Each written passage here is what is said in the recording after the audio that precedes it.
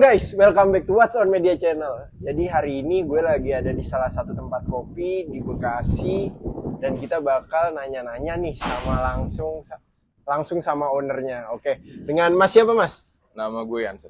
Ini lagi di mana nih kita nih? Kita di Roeta, Jalan Penegak Raya nomor 322. Oh, oke. Mas, Roeta nih sebenarnya coffee shop tuh yang konsepnya tuh seperti apa, Mas? Konsep, kalau ditanyain konsep, kita punya jargonnya anggaplah rumah sendiri. Jadi kita pengen bikin siapapun yang datang ke sini tuh kayak ya udah datang ke rumah teman, ke rumah saudara. Jadi konsepnya rumahan aja. Oh, rumahan aja. Nah, Roeta ini tuh mulainya tuh dari kapan sih?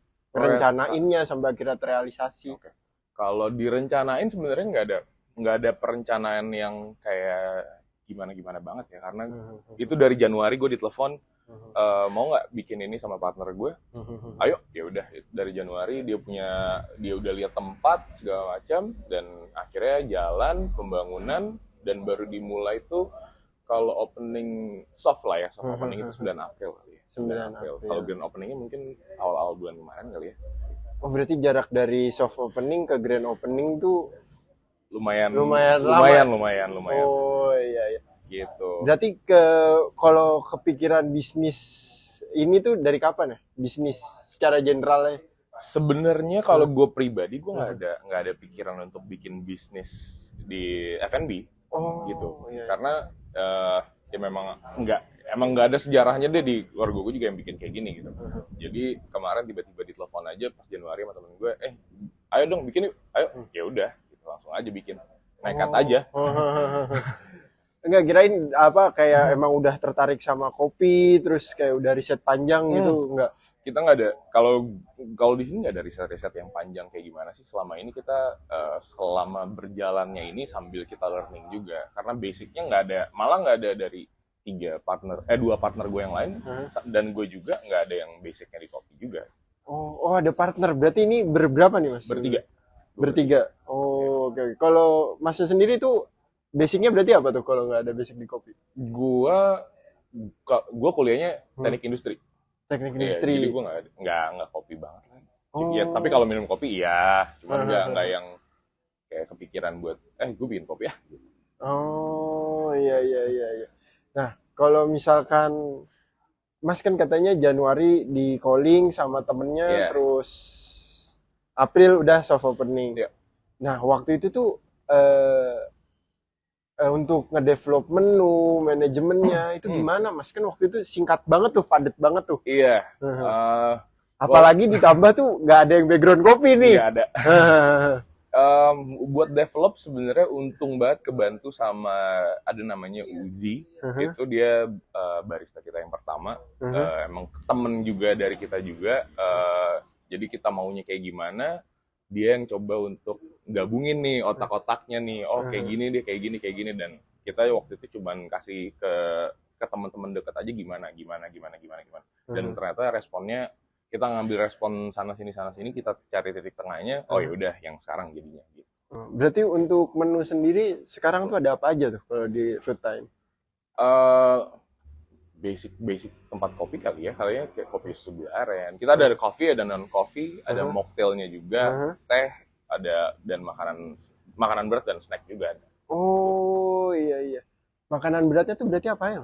Makanan berat ada namanya nasi karage sambal matah. Itu top favorite-nya orang-orang. Oke, berarti kalau misalkan orang nih kalau ditanya udah ke Ruta belum? Kalau udah nyobain nasi karage itu berarti udah pernah kesini gitu ya? Oke. Soalnya kita bikin fresh sambal matah tiap hari. Oh iya, karena sambal matah kan emang harus fresh ya katanya. Betul.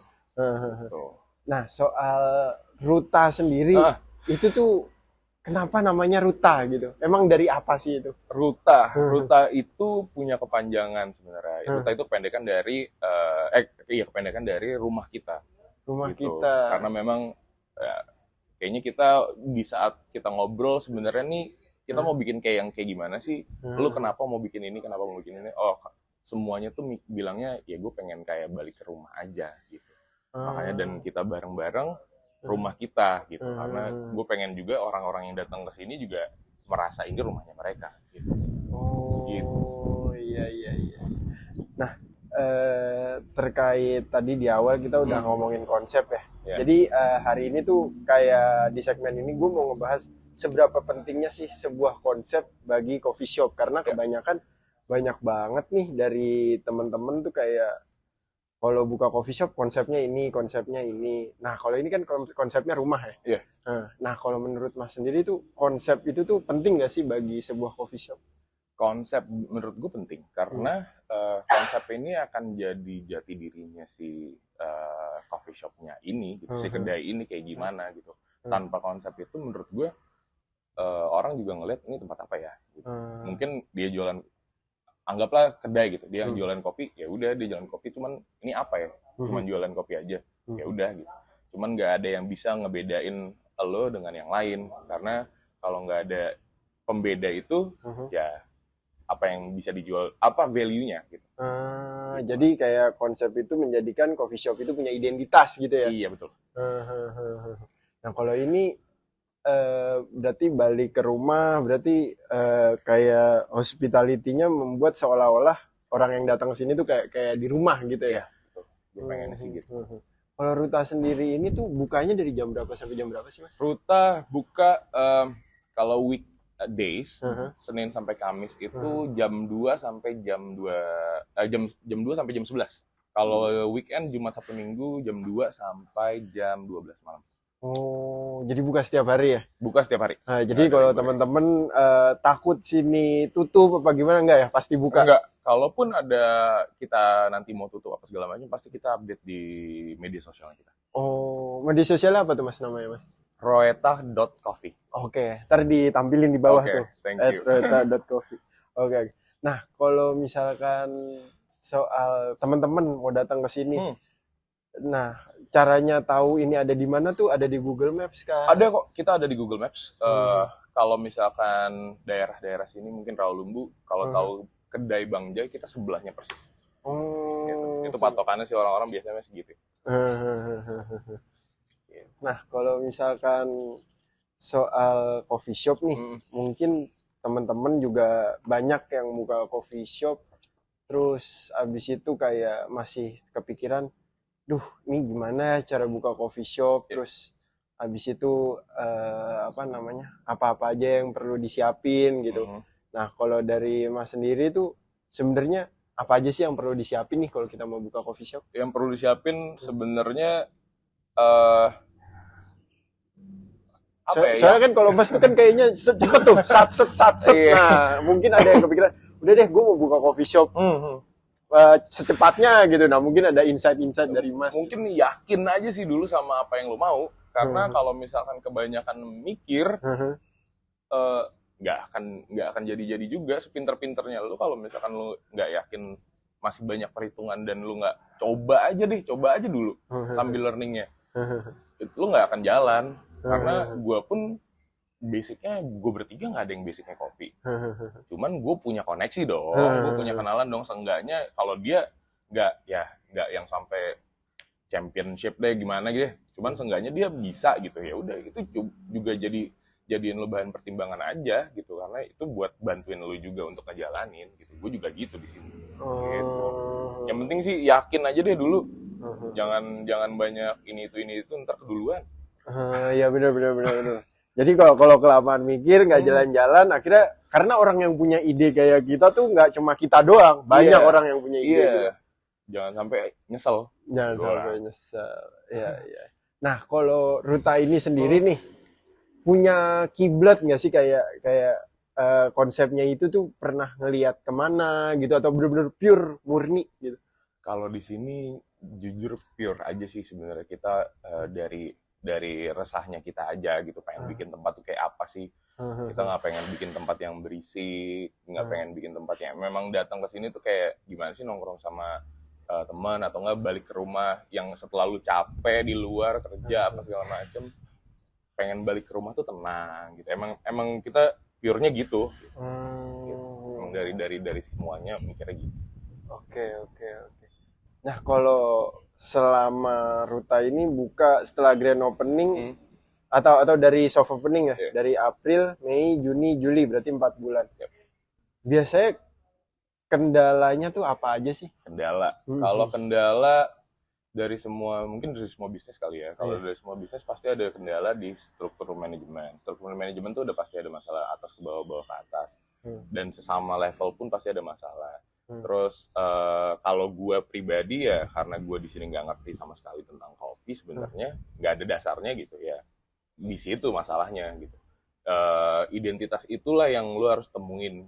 Kalau misalnya lu nggak ada basicnya gitu, lu mau jadi tempat kopi seperti apa gitu. Kalau misalkan ada yang jago, yang tempat sebelah lebih jago ya, mereka kan lebih ngerti. Nah, apa yang bikin beda nih sekarang? Gitu. Itu sih masalahnya. Nah, kalau teman-teman lain nih mungkin yang udah punya coffee shop tapi tempatnya sepi atau mungkin teman-teman yang baru buka gitu. Mungkin banyak bingung tuh soal marketing, gimana caranya orang biar tahu nih tempat kopi kita gitu, atau tempat kopi ini tuh biar orang-orang tuh pada tahu. Nah, kalau dari Masnya sendiri, kalau Ruta tuh kayak gimana sih ngelakuin? Paling gampang temen sih. Ajak temen lu buat nongkrong kesini aja dulu, ramein. Karena kalau udah parkiran kelihatan rame juga orang pasti nengok nih apa sih gitu. Yang kedua mungkin media sosial udah zamannya memang sekarang udah gadget segala macem, internet ya lu jalanin aja media sosialnya dan lu harus gila-gilaan di situ. Ads, Google Ads segala macam, Facebook Ads apa segala macam bisa dijalanin. Dan yang terakhir ya mau nggak mau lu harus coba kenalan sama skena yang ada di tempat lu. Lu coba kenalan sama kedai lain apa segala macam, karena nggak perlu, kan kita nggak perlu sikut-sikutan kan, udah pasti masing-masing udah punya pasarnya sendiri deh gitu. Cuman nih gimana caranya lu jalan ya lu harus kenalan sama mereka buat belajar juga. Kok bisa mereka bertahan selama ini, kok bisa mereka kayak gini, ya udah lu belajarin deh, lu ambil ilmunya gitu. Nantinya lu implementasi lagi di tempat lu. Kalau di Ruta sendiri tuh hari peaknya itu rame tuh di weekend aja atau hampir setiap hari itu pasti ada aja gitu? Hampir setiap hari sih ada aja, cuman memang kalau untuk traffic yang paling rame di Jumat Sabtu Minggu. Jumat Sabtu Minggu. Cuman nggak tentu tiba-tiba Selasa tiba-tiba rame banget. Ya nggak tentu kalau weekdays-nya, cuman kalau weekendnya udah pasti Jumat Sabtu Minggu. Suka nggak sih kayak ada orang maksudnya kayak bikin acara di sini? Ruta tuh bisa nggak sih jadi tempat event bisa gitu? Bisa banget. Kemarin ada yang acara Sweet 17, 50 orang di sini. Waktu itu lagi ada acara reunian SMP-nya mereka. Waktu itu ada acara ulang tahun gitu. Kalau misalkan ada yang mau bikin acara, kita welcome aja.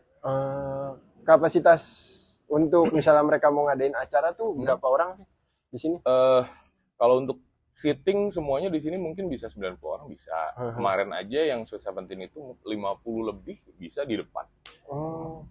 Oh jadi ini tuh ada di depan, ada di belakang. Berarti spotnya tuh kayak gimana nih? Kalau mungkin teman-teman pada kalau pengen buat tahu gambaran gitu. Paling gampang, areanya kita tuh rumahnya di tengah, area untuk nongkrong luarnya ada di samping.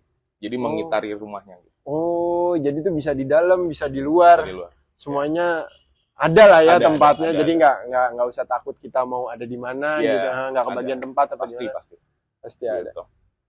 Nah, mungkin nih terakhir buat teman-teman gitu yang pengen buka nih, pesannya nih buat teman-teman mungkin dari Mas nih. Iya.